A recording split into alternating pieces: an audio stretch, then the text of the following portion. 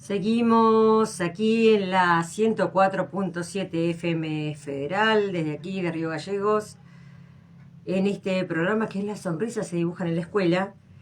Y una de las cosas que íbamos a hablar es la aprobación de esta ley en general, de la ley Ómnibus. Y quiero retrotraerme a un tuit que había subido la anterior vicepresidenta Cristina Fernández de Kirchner, donde ella manifiesta: mañana se va a tratar en la Cámara de Diputados de la Nación la autodeterminada Ley Bases, cuyo título tercero, sobre contratos y acuerdos transaccionales, autoriza al Poder Ejecutivo, por razones de emergencia, a rescindir o modificar los contratos de obra pública que haya sido celebrado con anterioridad al 10 de diciembre de 2023. Pero quedan expresamente excluidos del régimen establecido en esta ley los contratos suscritos en virtud de los procesos de privatización autorizados por la ley 23.696. Y adivina qué, dice ella: aquellos contratos que se hayan suscrito en el marco de regímenes de promoción de actividades, programas de estímulo a las inversiones y a la producción. O sea, que faculta al presidente a dejar sin efecto 2.308 obras públicas paralizadas en todo el país, de las cuales 119 son universidades nacionales. Eso aprobaron los diputados. ¡Qué terrible! Y recién decíamos que hace unos días, ustedes saben que ahora va a la Cámara de Senadores, hace unos días, muy llamativamente, los senadores recibieron un aumento inmenso. Y nos preguntamos si esto tiene algo que ver con esto que se iba a aprobar, ¿no? Fueron muchos los diputados que levantaron la mano. ¿Por San Juan, de Unión por la Patria? ¿O Alberto Allende? Ana Fabiola Albone, Jorge Chica, estos de Unión por la Patria y son de San Juan, votaron a favor. De Catamarca, Fernanda Ávila, de Unión por la Patria. Chinocho Silvana, de Catamarca, de Unión por la Patria. López Rodríguez Dante, de Catamarca, de Unión por la Patria. Y ni hablar de los de Santa Cruz: José Luis Garrido, Roxana Reyes. Llamativamente tenemos que decir que el señor, que fue muy compañero del gobernador Vidal, en un momento estuvo como candidato a vicegobernador, estuvo ausente. Es raro.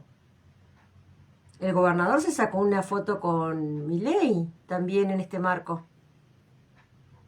Y los que no votaron, o no, me voy a corregir, votaron en contra a Nayani.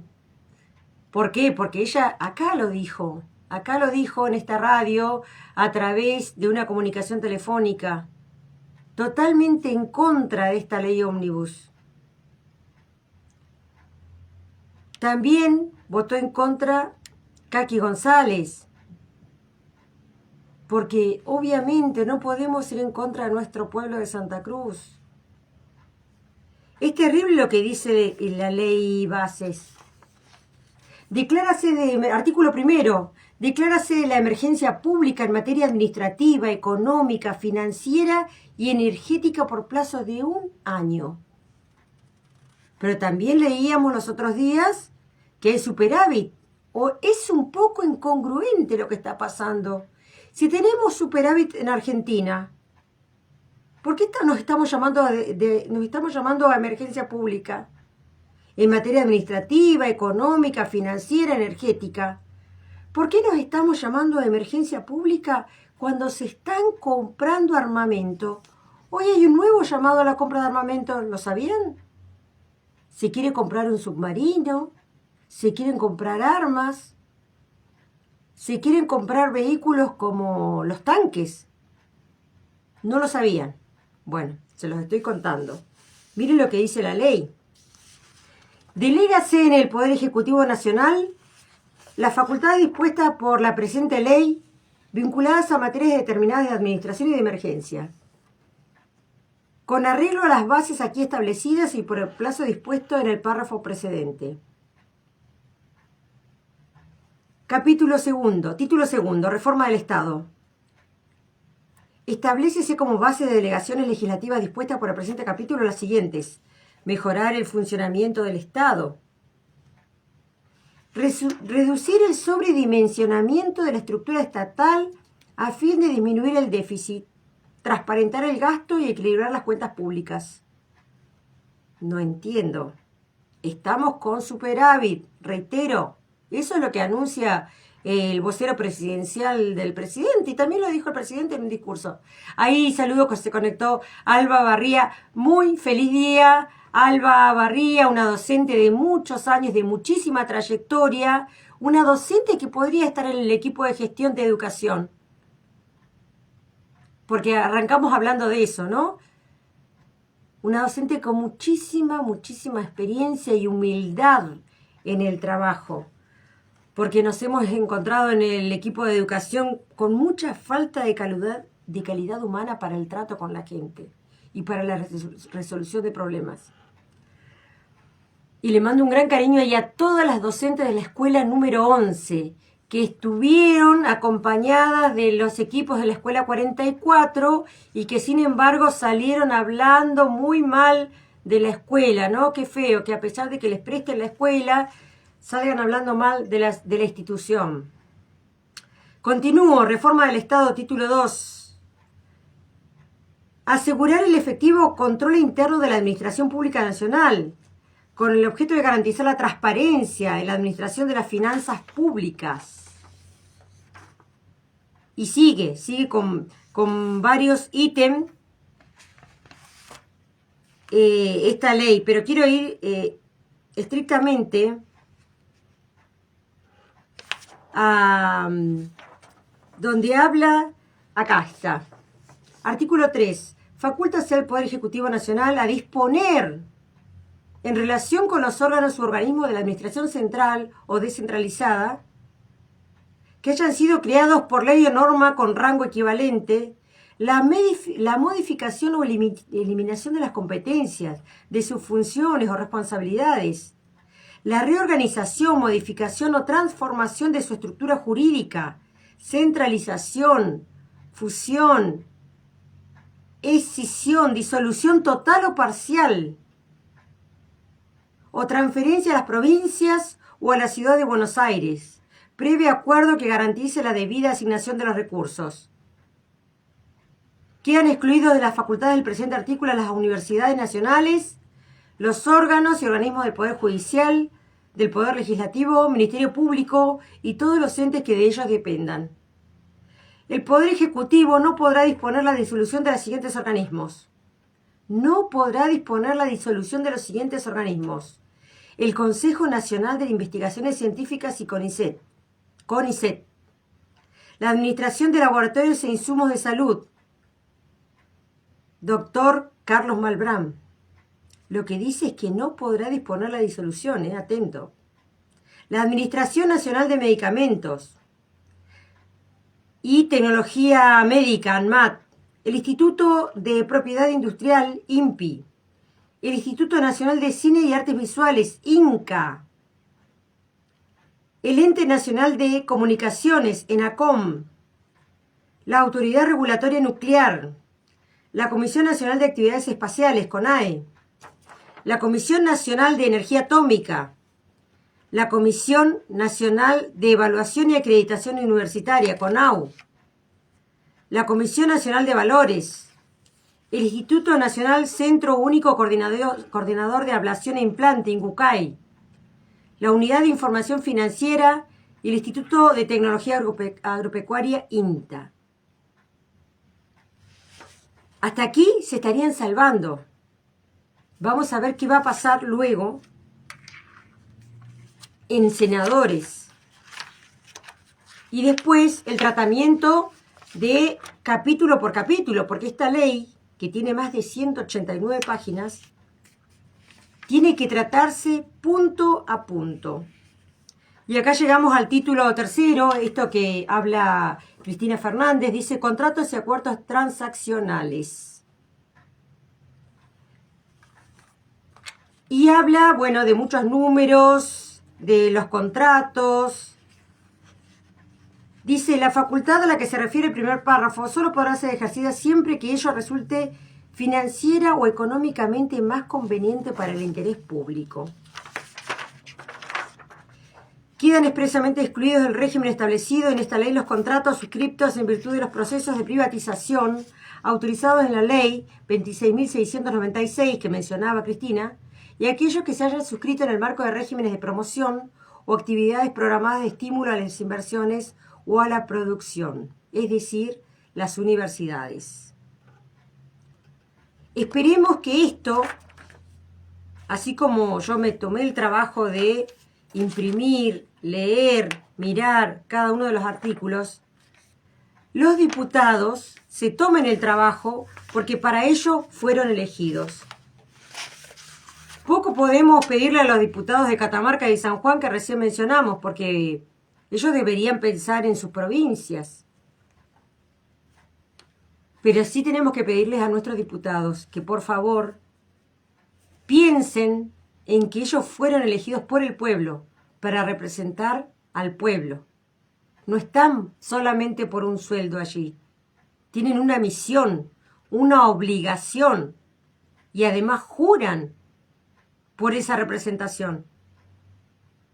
Y también le vamos a pedir a los senadores, al senador Carambia, a la senadora Alicia Kirchner, que defiendan los derechos que se adquirieron a través de todos estos años para que tengamos un Estado presente y que trabaje por la gente. Ahora vamos a leer lo que va a pasar con las jubilaciones. Saludo ahí a Lorena. Lorena, muy feliz Día del Trabajador, y a tu papá, esa gran persona que con más de 80 años todos los días limpia la vereda y la calle que circula al núcleo educativo donde está la escuela número 11, el secundario número 10, el jardín. Él está ahí siempre limpiando a ese gran trabajador que fue chofer de colectivos. Vamos a contar, ¿no? Esto que va a pasar con las jubilaciones, qué va a pasar luego de que si esta ley se llega a aprobar en el Senado. Infobae titula, ¿qué pasará con las jubilaciones de ANSES si se aprueba la ley bases en el Senado? Diputados le dio media sanción al proyecto que propone una serie de cambios en el sistema que rige para aquellas personas que no cumplieron con los aportes jubilatorios. La Cámara de Diputados aprobó el título 9 sobre la derogación de la moratoria previsional y la creación de la figura prestación de retiro proporcional para aquellas personas que cumplieron 65 años y que no completaron los 30 años de aporte necesarios para jubilarse. De esta manera, la normativa obtuvo media sanción y si el Senado lo aprueba, se convertirá en ley. Ahora bien, ¿qué cambiará si el Congreso aprueba el proyecto? Los principales cambios que introduce las bases en las jubilaciones, dice, el proyecto de ley bases se trató en la Cámara de Diputados y contempla la derogación de la moratoria previsional y se crea la figura de prestación de retiro proporcional para aquellas personas que cumplieron 65 años y que no completaron los 30 años de aportes necesarios para jubilarse. Quienes queden debajo de esa figura cobrarán a partir de esa edad un haber mínimo equivalente a la prestación universal al adulto mayor, el cual equivale al 80% de la jubilación mínima, o sea, al 80% de 260.000 pesos. No estaría cobrando 200.000 pesos. Y hoy, cuando vamos al supermercado, tenés que contar mínimo con 150.000.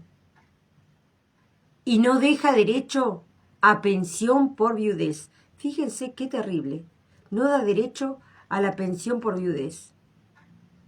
¿Qué implica que se derogue la moratoria? Básicamente, la derogación de la moratoria elimina un instrumento que hasta hoy permite jubilarse a las personas que no han terminado de hacer sus aportes. La moratoria está dirigida a dos grandes grupos de personas. El primero está conformado por los ciudadanos que, pese a haber cumplido la edad jubilatoria, no llegaron a pagar los 30 años de aportes que dicta la ley 24.241. El otro lo constituye quienes todavía no tienen la edad límite, pero ya saben de antemano que no llegarán a los 30 años de aportes jubilatorios.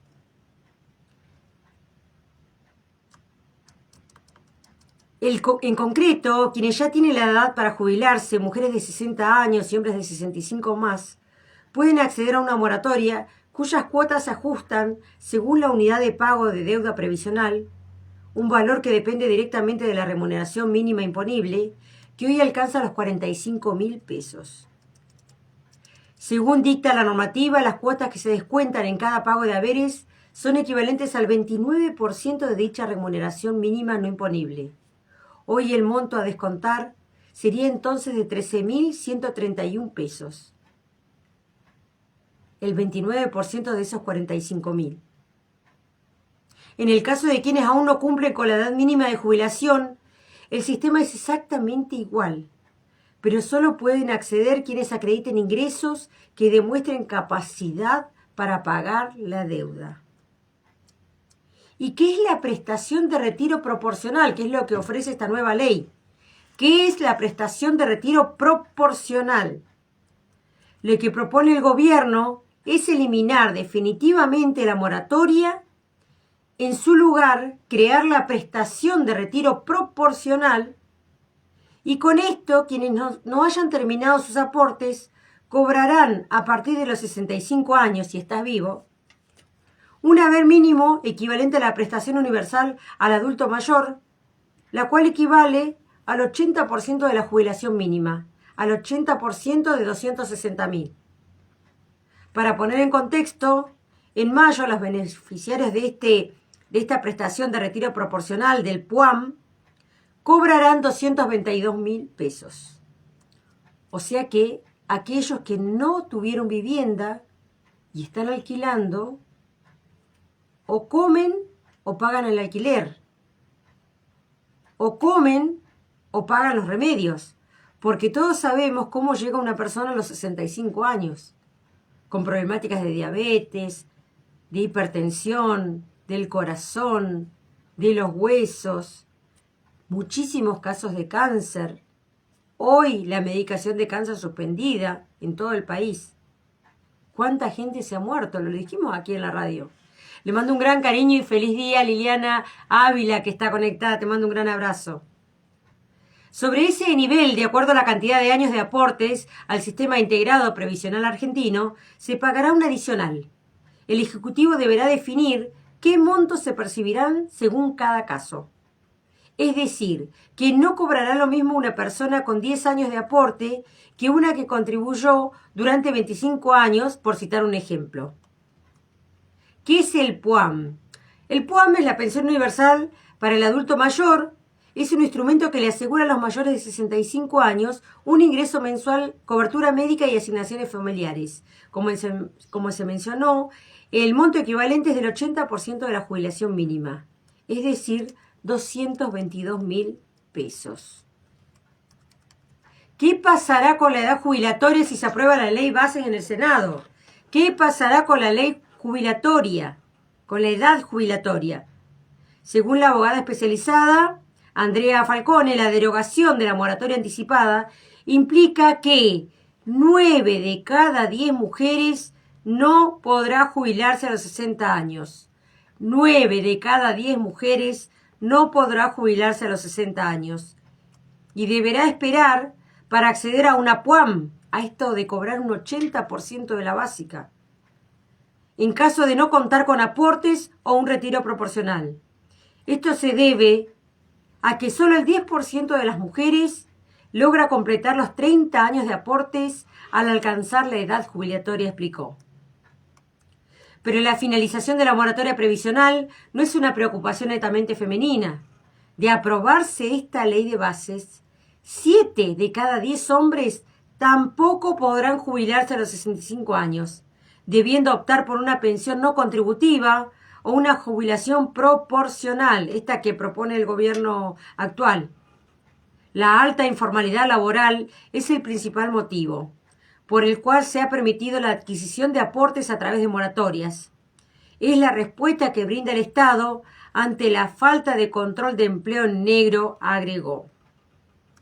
¿A quién afectarán estos cambios en las jubilaciones? Quienes ya están jubilados no se verán afectados por los cambios en la normativa.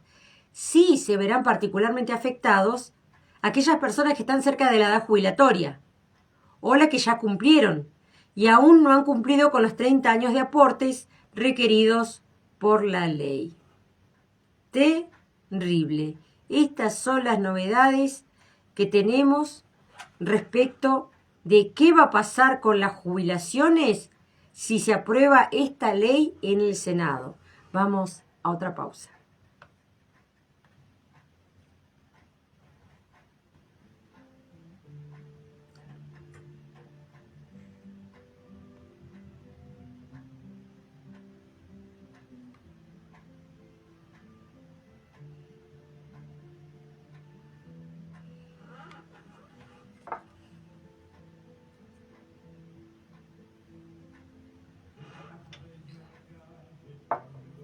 Mica.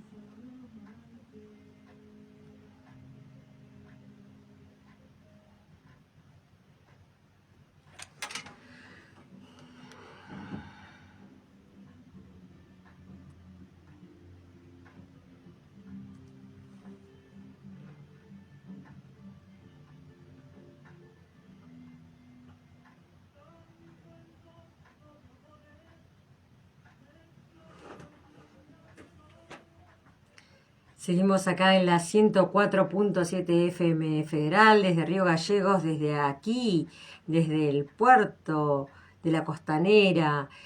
Saludo y abrazo muy fuertemente a todas aquellas trabajadoras, muchas mujeres conectadas hoy en el vivo de Las Sonrisas se dibujan en la escuela. Janet Alvarado, te mando un abrazo inmenso. A todas las que se conectaron, a Liliana Ávila, a Micaela Vallejos, a Lorena, mi profe de Aerobox, a Alba Barría y a todos los que se están conectando en cada programa. Estos programas recuerden que van lunes, miércoles y viernes de 18 a 19:30. Hoy, 1 de mayo, no queríamos estar ausentes después de esta aprobación en general de la ley de bases y comentando la importancia que tiene y a dónde vamos a ir dónde va a ir a parar al pueblo argentino después de esta aprobación de ley. Y ya vamos a leer en un ratito igual los tweets del gobernador de la provincia, del intendente y de autoridades nacionales que mencionan, ¿no? Esta terrible noticia de la aprobación de ley de bases en un día como hoy, 1 de mayo. Y uno de los que se expresó fue el primer mandatario, y dice Javier Milei, a través de Ámbito, el diario Ámbito, advierte a los gobernadores por la ley bases. Los que no acompañen en el Senado quedan afuera del Pacto de Mayo, dice Milei. El presidente libertario analizó los próximos pasos que deberán cumplir el proyecto para alcanzar su aprobación. El presidente analizó la media sanción de la ley bases en la Cámara de Diputados y advirtió a los gobernadores provinciales de cara al tratamiento definitivo en el Senado y el posterior Pacto de Mayo. Los que no acompañen en el Senado quedan afuera del Pacto de Mayo. Este presidente que tenemos repulsivo y amenazante. En declaraciones radiales, el mandatario libertario puso énfasis en el debate próximo a realizarse en la Cámara Alta, donde los mandatarios controlan más estrictamente la representación provincial. Para el Pacto de Mayo hay gente, como el gobernador de la provincia de Buenos Aires, Axel Kicillof, que no quiere ir por esta línea. Los que no acompañen en el Senado se quedan afuera. Si nos bloquean la parte fiscal, nosotros no tenemos un problema de resultado fiscal. Ese problema lo tienen las provincias, dice. Si no puedo meter las reformas ahora, las meto el 11 de diciembre de 2025. Agregó en diálogo con el observador en relación a un eventual rechazo en el Parlamento. De esta manera ratificó que no invitará al gobernador bonaerense a la reunión del próximo 25 de mayo en Córdoba, donde se discutirán 10 puntos económicos de consenso entre el Ejecutivo Nacional y las gobernaciones. Milei remarcó además la importancia del proyecto para el futuro del país y esgrimió los motivos por los cuales la ley bases debe ser aprobada. Lo más importante de la ley bases es que afecta la dinámica de largo plazo de la economía argentina. La economía de corto plazo va a tener una recuperación y de hecho ya lo ha tenido. Lo que uno tiene que entender es que no es magia, no es instantáneo y los atajos ya sabemos que no funcionan. Esas fueron las palabras de este presidente Milei, ¿no? Donde hizo un análisis de la media sanción y además destacó la labor de Silvia Lospenato y Cristian Ritondo como referentes del PRO y principales impulsores de la aprobación. Después de la votación, yo mandé un tuit en especial para Cristian Ritondo y para Lospenato. Ellos con nosotros se comportan de una manera casi espartana. Él con sus expresiones tan particulares, ¿no? En ese sentido, el mandatario destacó el rol de la fuerza aliada y expresó que es impresionante cómo acompañan. De hecho, hasta algunos discursos del PRO me sorprendieron. Lospenato hace todo un trabajo que no se ve y que es fenomenal. Miren cómo subió puntos, ¿no? Con el presidente. Están hombro con hombro empujando de una manera. Fuera de la coyuntura actual, el libertario fue consultado sobre su futuro en la política y su actividad una vez finalizado su mandato. ¿Una vez cumplido tu mandato volvés al llano? Absolutamente. No sigo en la política, respondió tajante. Voy a ir a vivir en medio del campo, con mis perros. Me quedo ahí y viviré de dar conferencias. Agregó en relación a su futuro que, según sus declaraciones radiales, estará lejos de la actividad política luego de su mandato. Además, el mandatario dio sus provisiones para el dólar, la inflación y los salarios para el segundo semestre del año. El proceso de desinflación se nota, dijo en declaraciones durante una extensa entrevista, mientras desde la CGT ratificaron el paro nacional para el próximo 9 de mayo. Milei adelantó que después del Pacto de Mayo, el gobierno avanzará con el proyecto de ley anticasta, un paquete de iniciativas que anunció en marzo pasado, en el que buscará aprobar una serie de normas como la eliminación de jubilaciones de privilegio, elecciones libres en sindicatos y restricciones para condenados en causas de corrupción para ejercer cargos públicos. Él va a ser uno de los primeros. Recuerden que ya se elevó un pedido de juicio político al primer mandatario por estas tomas de decisiones. Él va a ser uno de los primeros que no pueda seguir ejerciendo cargos públicos. Otro punto de la entrevista de hoy fue el análisis sobre las expectativas de la inflación y el costo de vida. Con optimismo, Milei lanzó: el proceso de desinflación se nota.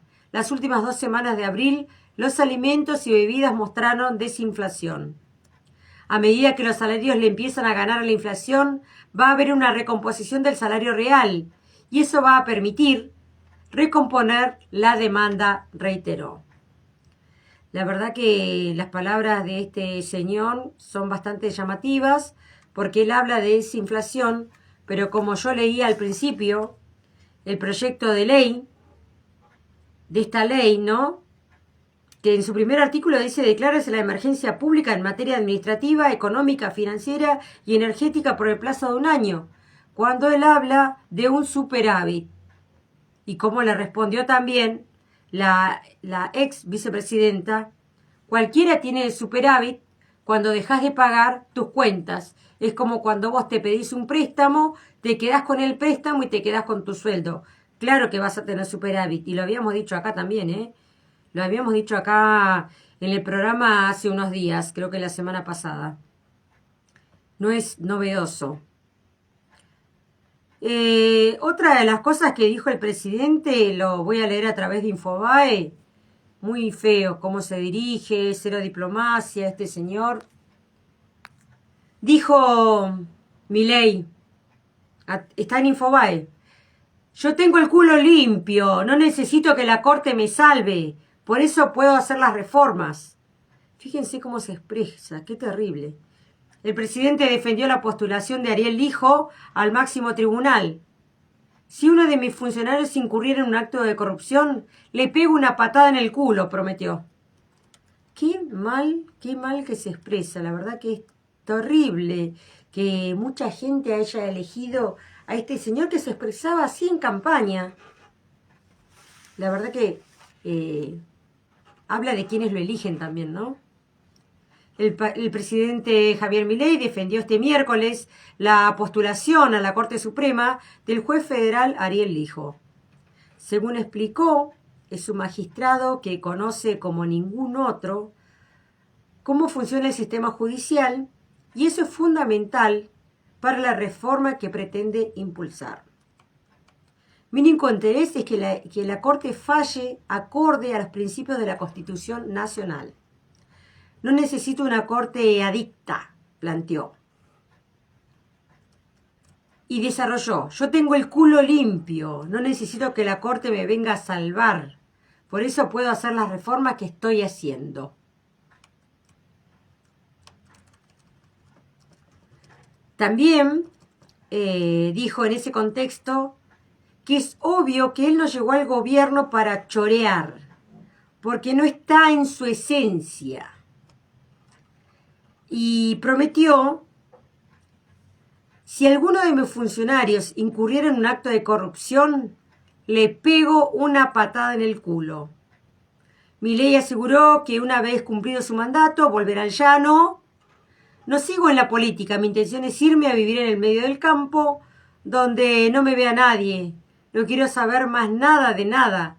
Me voy con mis perros y viviré de charlas. Fíjense, ¿no? Él ya está aburrido. Está aburrido de esta vida, porque no es fácil ser político. No es fácil para quienes tienen hijos. Hablo de los diputados, de los senadores, que muchas veces ocupan el cargo de primer mandatario de un gobierno nacional. Dejar a sus hijos porque están arriesgando mucho. Y fíjense que él lo está sintiendo, ¿no? En medio de apoyos y críticas ante la elección del hijo, también en el ámbito político como judicial, el presidente aseguró que ve como algo positivo cuando le marcan un error y lo utiliza para corregirse. Un día en el pase que estabas haciendo con Pablo Rossi, le dijo a Majul, él hizo una crítica fundada y me estaba sacudiendo, y el otro día lo estábamos corrigiendo. No tengo problemas con la crítica, afirmó. No sé si están así porque muchos hemos visto cómo ataca a los periodistas. Incluso utilizo un ejemplo futbolero para graficarlo. Boca va a una definición por penales. Bataglia erra, pero Boca gana. Habría que avisarle que Bataglia no está más. Un periodista le marca a Bataglia, con sabiduría le dicen, los erran los que patean. El tipo que hace está expuesto a equivocarse. El error es parte de la vida. Si yo te digo que no nos vamos a equivocar, sería un pelotudo del tamaño del universo. El tema es qué haces con el error. Hemos visto otros gobiernos que persistían en tapar el error. Nosotros, cuando nos equivocamos, lo corregimos. Metemos la gamba, lo corregimos. De todos modos, esa aceptación del error no lo va a hacer menos belicoso. Vos me hacés una crítica fundamentada y a mí me sirve, me ayudás. Me voy a seguir peleando todos los días si vos mentís. Me construís la falacia del hombre de paja o la crítica es intelectualmente deshonesta. A eso les paso con una aplanadora. Tengo todo el derecho a defenderme. Y bueno, y sigue hablando en esos términos que se queda sin léxico el presidente, ¿no? Por eso empieza a utilizar estas malas palabras que no se utilizan en público, que no se utilizan menos cuando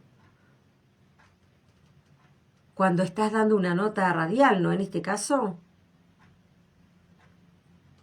Vamos a ir a la lectura de esto que también hicimos aquí en la radio, en este programa que es Las sonrisas se dibujan en la escuela.